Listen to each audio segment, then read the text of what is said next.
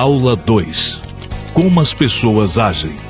Na aula anterior você aprendeu que os conflitos nem sempre são algo negativo e que são inerentes à vida humana, pois as pessoas são diferentes e por consequência expõem pontos de vista distintos, que muitas vezes são contrários. Assim é preciso identificar os tipos de conflito e o que levam as pessoas a entrarem em conflito para entender como solucioná-los. Ao final desta aula, você deve ser capaz de entender um pouco mais sobre como as pessoas agem e como elas se preparam para uma negociação. Vamos entender o que dizem algumas teorias que analisam o comportamento dos seres humanos. Olá, bem-vindo à nossa segunda aula. Teoria dos jogos. Vamos começar pela teoria dos jogos. A teoria é a aplicação da lógica matemática no processo de tomada de decisões nos jogos, utilizada na economia, na política, na guerra e caracterizada como, nos jogos, por conflitos de interesse determinando a melhor estratégia para cada jogador. A teoria dos jogos é um modelo matemático criado para explicar fenômenos que podem ser observados quando dois ou mais agentes de decisão interagem entre si. Ela fornece a linguagem para descrever os processos de decisão conscientes e objetivos, envolvendo mais do que um indivíduo. Os estudos sobre jogos começaram ao longo do século XVII, com o trabalho de dois franceses, Pascal e Fermat. Eles desenvolveram a teoria da probabilidade em jogos de azar, utilizando regras matemáticas. Em 1921, Émile Borel, matemático francês, voltou a estudar os jogos de mesa. Borel observou várias partidas de pôquer, tendo dado especial atenção ao blefe, bem como das inferências que um jogador deve fazer sobre as possibilidades de jogada de seu adversário. Preste atenção, a ideia central da teoria dos jogos é: um jogador baseia suas ações na ideia que ele tem da jogada do adversário, que por sua vez baseia-se no que ele pensa que são as opções de jogo do oponente. Para simplificar, preste atenção na frase que Sylvia Nassar usa para ilustrar a teoria dos jogos. Eu penso que você pensa que eu penso que você pensa. Essa seria então uma argumentação infinita, como aquela quem nasceu primeiro, o ovo ou a galinha. Esse problema só foi parcialmente resolvido quando John F. Nash, na década de 1950, inseriu na teoria o conceito de equilíbrio. Falaremos sobre isso mais tarde. Vamos nos concentrar no início da teoria. Um dos objetivos de Borel era encontrar uma estratégia ótima, uma fórmula que, se fosse corretamente aplicada todas as vezes, o jogador venceria. Porém, Borel não desenvolveu muito suas ideias e, assim, não é considerado o pai da teoria, apesar de ser o primeiro matemático a estudar o sistema da teoria dos jogos. A teoria começou a ganhar espaço quando John von Neumann, matemático húngaro-americano, provou o teorema Minimax. Segundo este teorema, há sempre uma solução racional para um conflito bem definido entre dois indivíduos, cujos interesses são completamente opostos. Neumann demonstrou que problemas típicos do comportamento econômico podem ser analisados como jogos de estratégia. E mais ainda, o matemático formulou diversos conceitos básicos da teoria dos jogos e para a própria economia, tais como noção de utilidade, de jogos de soma zero e de soma não zero, e jogos de duas ou mais pessoas, além do conceito de minimax. Vamos estudar cada um desses elementos mais à frente. Outro grande nome da teoria dos jogos depois de Neumann, o norte-americano John Forbes Nash, trouxe novos conceitos para a teoria dos jogos e revolucionou a economia com seu conceito de equilíbrio. Nash introduziu o elemento cooperativo na teoria dos jogos. Conseguiu mostrar que pode existir uma nova lógica por trás dos jogos. O teorema de Nash demonstra que pode haver mais benefícios para os jogadores se decidirem cooperar, pelo menos parcialmente, do que persistirem em afrontarem-se uns aos outros. Agora que já sabemos como foi formulada a teoria dos jogos, vamos entendê-la melhor. Dilema do prisioneiro. Para entender melhor o pensamento por trás da teoria dos jogos, vamos apresentar um exemplo muito famoso, o dilema do prisioneiro. Esse problema retrata uma situação em que dois criminosos são presos porque cometeram um crime. A polícia tem evidências para mantê-los presos por 1 ano, porém, não tem provas suficientes para condená-los. Assim, os presos são colocados em celas separadas para que não possam se comunicar nem combinar algo antes da polícia conversar com eles. Os dois vão tomar suas decisões no mesmo momento e um não sabe nada sobre a decisão do outro. O dilema mostra que em cada decisão o prisioneiro pode não confessar, não incriminar o outro, ou confessar incriminando o outro. A figura 1 é a matriz das possibilidades de ganhos e perdas desse jogo. Preste atenção. Se A não confessa e B não confessa, A e B ficam presos apenas 1 ano. Se A não confessa e B confessa, A fica preso 3 anos e B livre. Se A confessa e B não confessa, já o A fica livre e o B fica preso 3 anos. Mas se A confessa e B também confessa, A e B ficam presos 2 anos. Para qualquer um dos prisioneiros, o melhor resultado possível é não confessar e seu parceiro ficar calado. E se seu parceiro o trair, o prisioneiro ainda lucra por confessar também, já que ficando em silêncio pegará 3 anos de cadeia, enquanto que confessando só pegará 2. O único problema é que ambos chegarão a essa conclusão. A escolha racional é trair. Essa lógica vai, desta forma, proporcionar a ambos 2 anos de cadeia. Se os dois não confessassem, haveria um ganho maior para todos, mas a otimização dos resultados não é o que acontece. O dilema do prisioneiro é um jogo não cooperativo, mas poderia ser modelado como cooperativo se fosse permitido que os dois criminosos não somente se comunicassem, como também fizessem compromissos obrigatórios. Não cooperar seria o ideal, porém, como o equilíbrio de Nash vai mostrar, em situações nas quais a situação é repetida ou em relações de longa duração, o melhor é sempre cooperar. O entendimento do dilema do prisioneiro é importante porque ele mostra que o comportamento egoísta, o qual a pessoa pensa apenas nos seus ganhos individuais, pode, em última análise, prejudicar todos os participantes. Ao pensar apenas nos seus ganhos, a pessoa acaba perdendo. Conceitos básicos. Para compreender melhor a teoria dos jogos, o professor Fábio Portela Lopes de Almeida, da Universidade de Brasília, acredita que é importante conhecer alguns conceitos básicos usados na teoria. Utilidade. Utilidade significa pensar que o objetivo de cada jogador é sempre o de garantir a melhor satisfação possível com o jogo. Utilidade é a otimização dos resultados.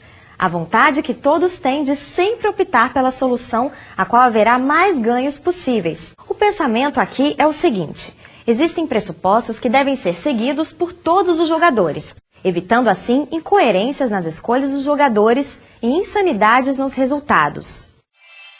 Atenção! A utilidade não é um valor absoluto, não é sempre 100% ou um valor fixo como 1000. O conceito é usado em relação a outras alternativas. Veja esse exemplo. Maria prefere comer chocolate a comer salada. Assim, para ela é muito melhor comer chocolate do que comer um prato de salada. Ou seja, Maria vai sempre buscar soluções que a permitam comer chocolate e não salada, escolhendo primeiro uma loja de doces do que um restaurante natural, por exemplo. De modo geral, as teorias afirmam que o jogador racional é aquele que procura sempre maximizar seus ganhos. Porém, nem sempre isso é possível, porque em negociações os participantes costumam ter metas diferentes. Por exemplo, Maria vai a um programa de televisão de perguntas e respostas para ganhar 1 milhão. Ela consegue responder várias perguntas certas e chega até um montante de R$500 mil. E o apresentador pergunta se ela quer tentar arriscar perder todo esse dinheiro e continuar no jogo, responder a última pergunta para tentar ganhar 1 milhão, ou se prefere parar e garantir os 500 mil. É muito provável que Maria pare e fique com os 500 mil, segundo esse princípio. Pois é difícil que Maria arrisque perder 500 mil por 1 milhão que ela pode perder no fim e voltar para casa sem nenhum dinheiro. Racionalidade. Outro conceito importante para entender o comportamento dos jogadores, segundo a teoria dos jogos, é a racionalidade. A ideia é simples. Todos os jogadores tomam decisões racionais. Acabamos de ver que os jogadores querem maximizar seus ganhos, então eles serão racionais. John von Neumann afirma que o indivíduo que tenta obter este respectivo máximo é também o que age racionalmente. Assim, Esse conceito apenas reforça o princípio da utilidade, ou seja, o jogador vai agir de maneira a conseguir o maior ganho. E se é muito parecido com a utilidade, por que estudar então a racionalidade? O conceito é usado aqui para dar sustentação à teoria. Afinal, se os jogadores não forem racionais, não há garantias de que eles estão buscando potencializar seus ganhos.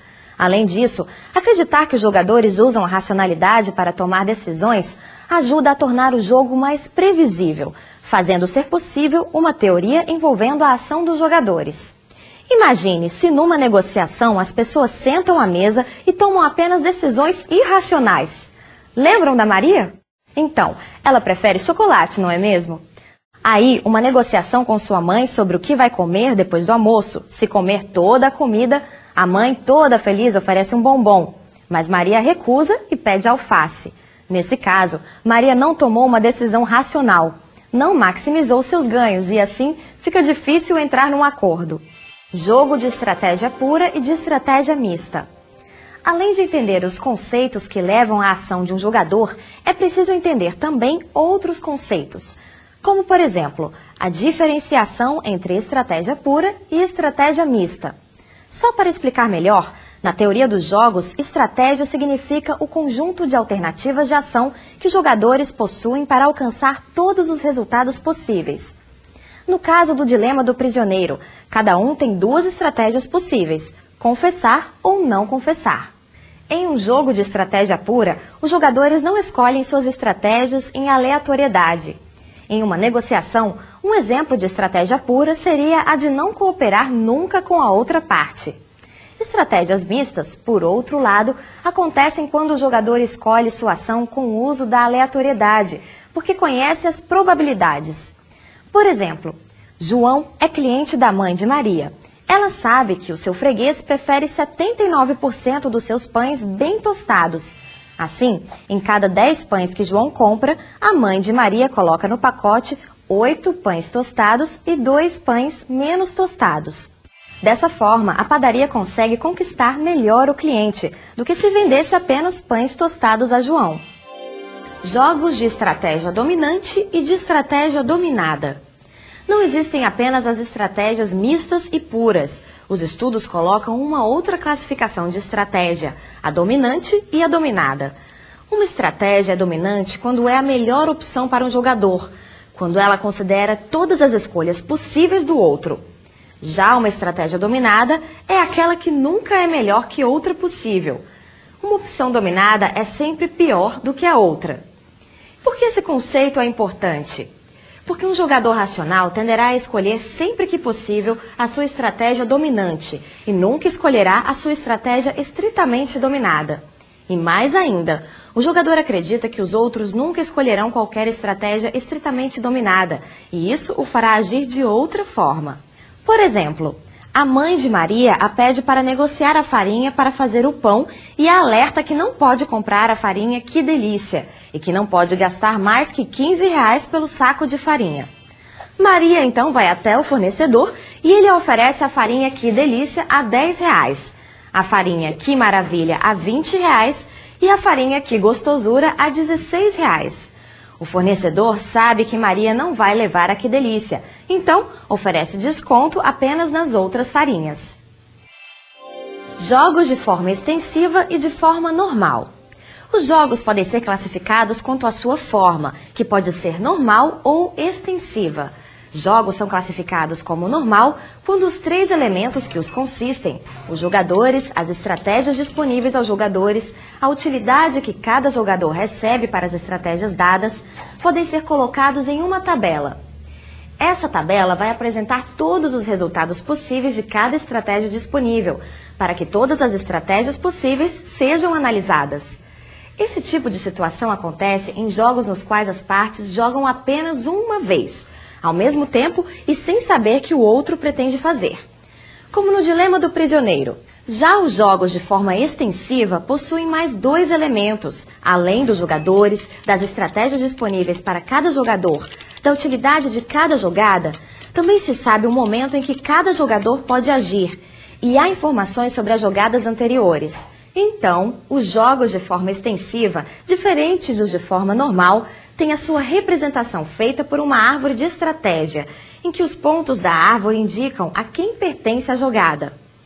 Um determinado jogo de forma extensiva pode ser representado por... Como se vê na ilustração, a primeira jogada é sempre realizada por A e a segunda pelo jogador B durante todo o jogo. Então, quando o jogador B jogar, ele já saberá qual foi a jogada de A e poderá determinar seu comportamento de acordo com a jogada já realizada. Então, se A jogou na opção verde, B poderá escolher apenas as opções 9 e 1 ou 4 e 6. Neste caso, B deve escolher a opção 4, em que obterá uma utilidade de 6 pontos, enquanto A obtém 4. Lógico que esse é um exemplo simplificado, que mostra um jogo no qual o jogador pode apenas tomar uma decisão por vez até que o jogo acabe. O professor Fábio explica que as relações sociais não são usualmente assim, e cada participante pode decidir diversas vezes até que seja definido o jogo, o que faz com que haja um melhor conhecimento do outro a cada rodada, fazendo com que cada um possa moldar a sua postura às jogadas do outro. Por exemplo, Maria joga com Carla para disputar 10 esmaltes entre rosas e roxos. Maria pode escolher entre roxo e rosa, e escolhe rosa. Depois da jogada de Maria, Carla, que também prefere rosa, pode escolher ganhar 6 esmalte rosa, deixar 4 para Maria, ou ganhar 8 esmalte rosa e deixar 2 para Maria. Sendo que na próxima rodada, Maria pode trocar a cor dos esmaltes das duas. Assim, Carla escolhe 6 esmalte rosa para ela e 4 para Maria. Jogos de soma zero e de soma não zero. Para negociações e para teorias dos jogos, é preciso conhecer outros conceitos também, como jogos de soma zero e jogos de soma não zero. Os jogos são considerados de soma zero quando os dois jogadores possuem interesses completamente opostos. Mas mais ainda, são jogos nos quais, quando um ganha, o outro necessariamente perde. Não é possível que os dois ganhem, sempre um vai perder, como um jogo de vôlei, uma partida de damas. Esses jogos são chamados não cooperativos, ou seja, não há vantagem em cooperar com o outro, pois se houver cooperação, é uma ajuda para que o outro vença, já que os dois não podem ganhar. O jogo é chamado de soma zero porque se um fica com 1, o outro deve ficar com menos 1, pois o final do jogo deve ser 0. Jogos de soma não zero são muito mais comuns do que os de soma zero. Nesse tipo de jogo, os jogadores possuem também interesses opostos, mas há interesses comuns. Nesse jogo não há necessariamente ganhador ou perdedor, pois o ganho de um não representa a perda do outro. Assim, há bem mais espaço para a cooperação. É importante que os jogadores se conheçam e possam negociar de forma que os dois otimizem seus ganhos. Por exemplo, Maria quer vender um doce a João. Ela quer vender pelo maior preço que conseguir e João quer comprar pelo menor preço. Mas os dois querem fechar o negócio. Assim, vão negociar até achar um preço bom para os dois. Informação perfeita, informação imperfeita e assimetria de informação. Um dos elementos importantes para um jogo é a informação e a maneira como ela é tratada também. É possível num jogo e numa negociação que as partes tenham as informações completas ou incompletas, e isso muda a maneira como os jogadores se comportam. Os jogos de informação perfeita acontecem quando todos os jogadores conhecem os eventos do jogo até ali, como os ganhos, as perdas e as jogadas realizadas por todos até o momento. Nesse tipo de jogo, todos sabem o que leva os jogadores a agir. Há muita transparência e todos conseguem facilmente prever as movimentações dos outros. Aqui não acontece o que ouvimos chamar de informação privilegiada. Todos têm acesso às mesmas informações. O que um sabe, o outro também sabe. Nos jogos de informação imperfeita, as nuances a respeito do jogo até o momento não são completas. Aqui é diferente da situação anterior. Os jogadores têm acesso diferenciado às informações. Alguns conhecem mais dados do que outros.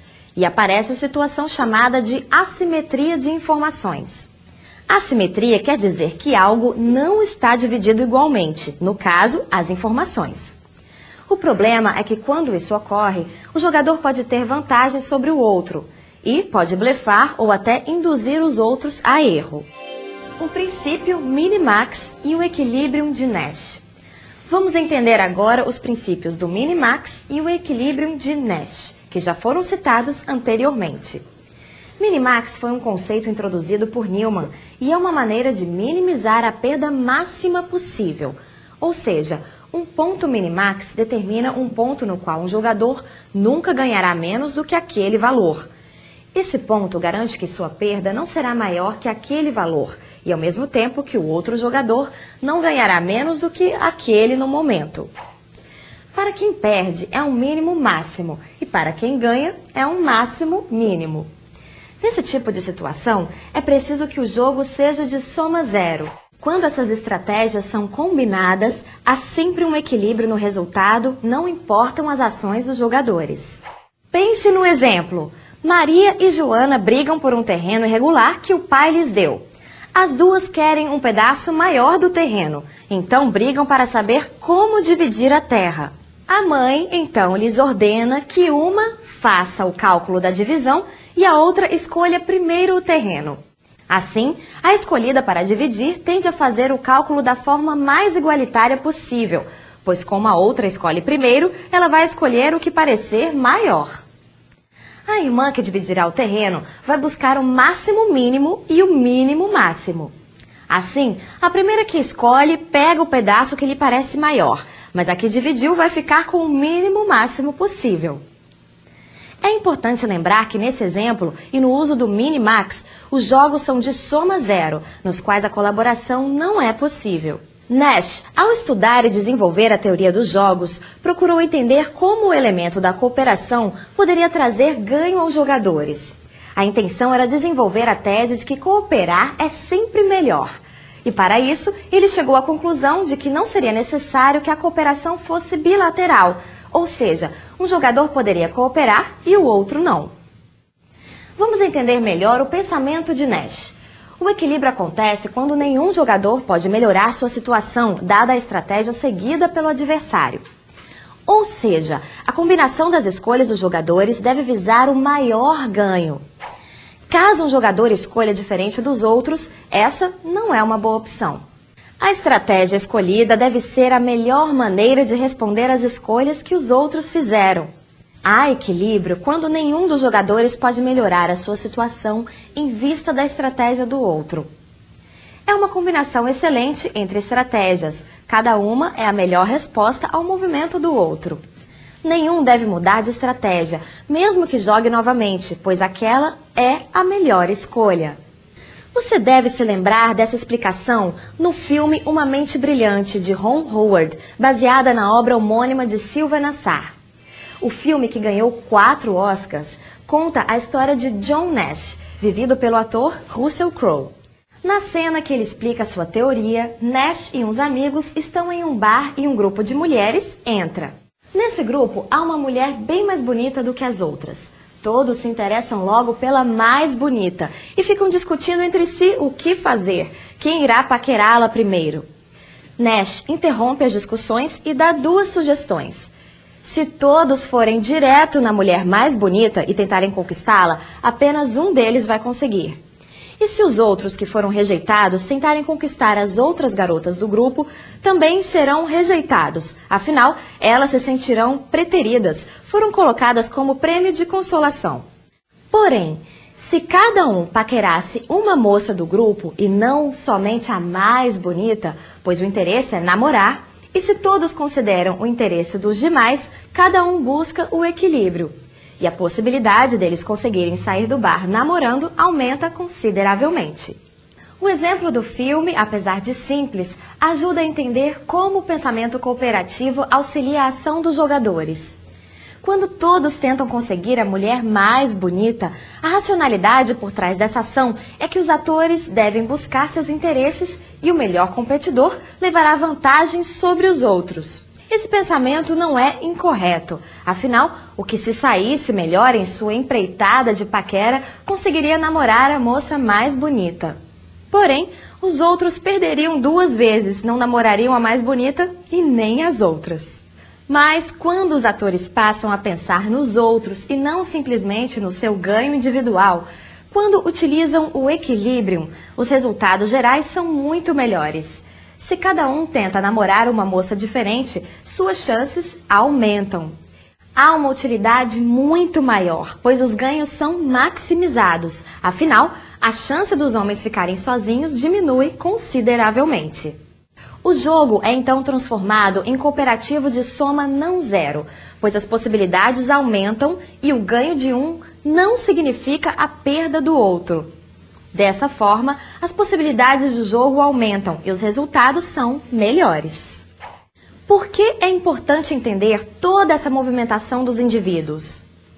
Nosso curso pretende desenvolver habilidades de negociação, mediação, conciliação. E para que essas habilidades sejam desenvolvidas, é importante entender que existem motivações nas atitudes das pessoas.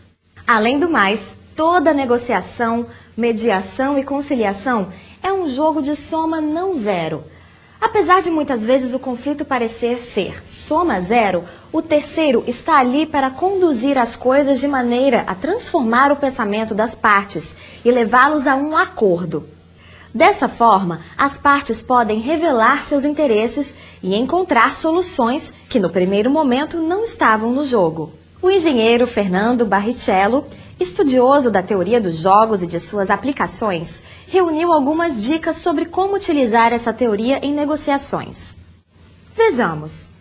Numa negociação, você não está sozinho. Lembre-se que os resultados que você pretende não são isolados, mas frutos da interdependência das suas ações e do outro. Toda ação gera uma reação. É a combinação das ações que vai definir o resultado final para os dois.